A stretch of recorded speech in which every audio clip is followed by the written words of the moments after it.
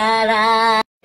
ভাইরে, আমাদের আমাদের যখন রাস্তায় কোনো আঙ্কেল জিজ্ঞাসা করে বাবা তোমার বয়স কত, তখন কি আমরা এইভাবে উত্তর দেই যে আমার বয়স আমার বাবার বয়সের অর্ধেকের চেয়ে 2 কম, আমার মায়ের বয়সের অর্ধেকের চেয়ে 2 বেশি, আমার ভাই আমার চেয়ে 5 বছরের বড় হলে আমার বয়স এত?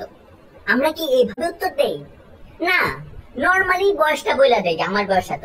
যদি এরকম তেনা পেঁচায় আঙ্কেলকে বলি মনে করেন আমার বয়স এক্সাম বাইর করেন, তাহলে জিনিসটা কেমন হবে আপনি চিন্তা করেন।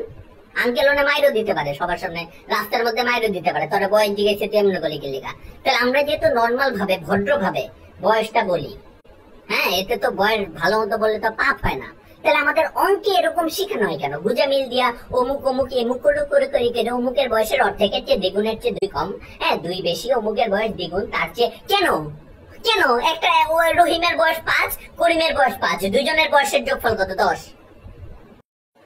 অথবা করিমের বয়স 5, ব্যাপারটা কেমন? আমরা লিখবো সুন্দর, শেষ, এইগুলা থাকবে অঙ্ক। না, অমুকের বয়সের 2 গুণের চেয়ে। আমার তো জীবনে ভাই পিতার বয়স পুত্রের বয়স ঠিক আসে নাই। পুত্রের বয়স যদি আমার 30 আসে, পিতার বয়স আসছে 10। মানে এরকম হজবরল। আবার মাঝে মাঝে ভাই 200-500 বয়স আইসা পড়ছে, মাথা নষ্ট। এমন বয়স কি লিগা? মানুষে এত বছর বাঁচে, 500 বছর বাঁচে না মানুষে।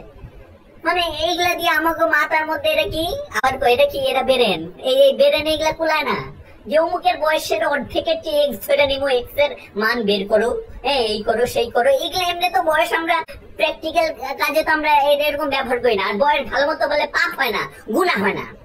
তাহলে এরকম পেঁচানো পুচানো অঙ্ক করে মাথায় হ্যাং করার কোনো দরকার আছে?